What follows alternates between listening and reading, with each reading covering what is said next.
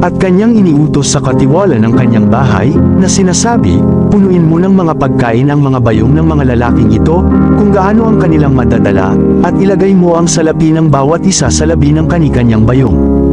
At ilagay mo ang aking saro, ang sarong pilak, sa labi ng bayong ng bunso, at ang salapi ng kanyang trigo.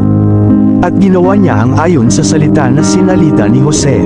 At pagliliwanag ng kinaumagahan, ay pinapagpaalam ang mga lalaki, sila at ang kanilang mga asno.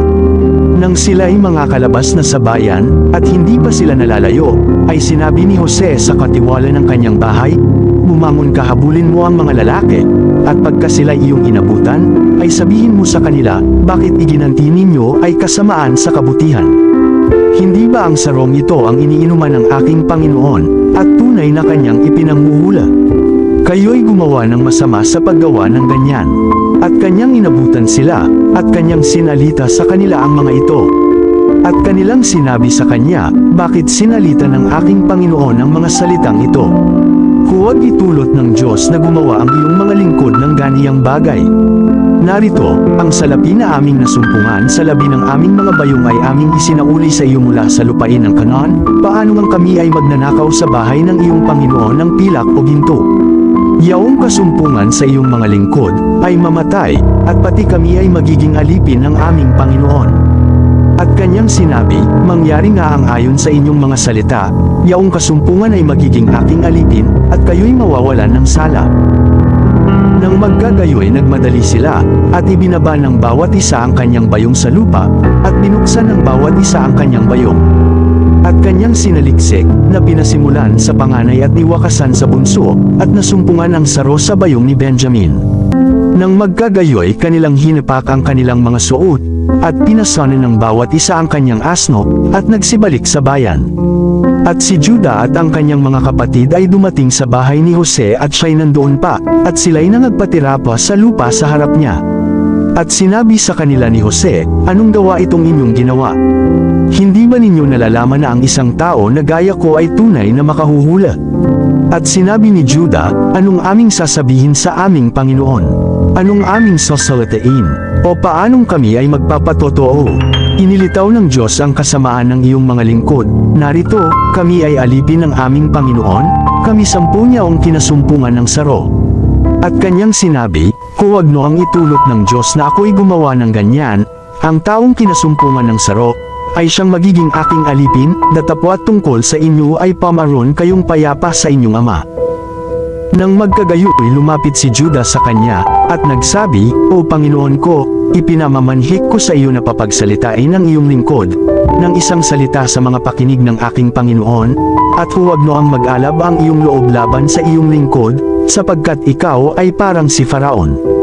Tinanong ng aking Panginoon ang kanyang mga lingkod, na sinasabi, kayo ba'y mayroong ama o kapatid?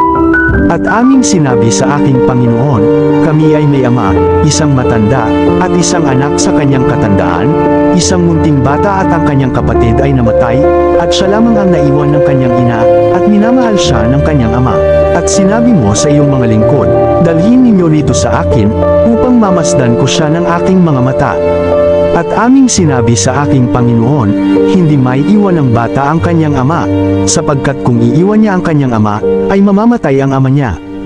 At iyong sinabi sa iyong mga lingkod, hindi na ninyo makikita ang aking mukha, malibang inyong ipagsamang bumaba ang inyong kapatid na bunso.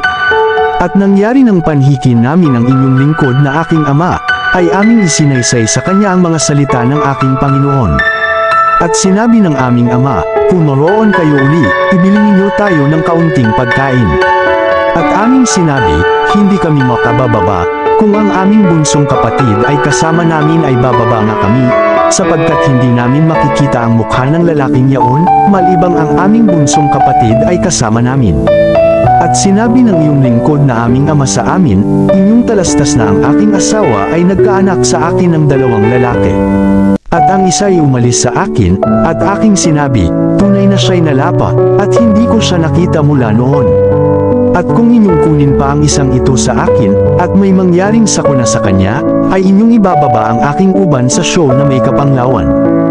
Ngayon ngay kung ako'y dumating sa iyong lingkod na aking ama, at ang bata ay hindi namin kasama, sapagkat ang kanyang buhay ay natatali sa buhay ng batang iyan, ay mangyayari nga na pagka kanyang nakitang ang bata ay di namin kasama, na mamamatay siya, at ibababa sa show na may kapanglawan ng iyong mga lingkod ang mga uban ng iyong lingkod na aming ama.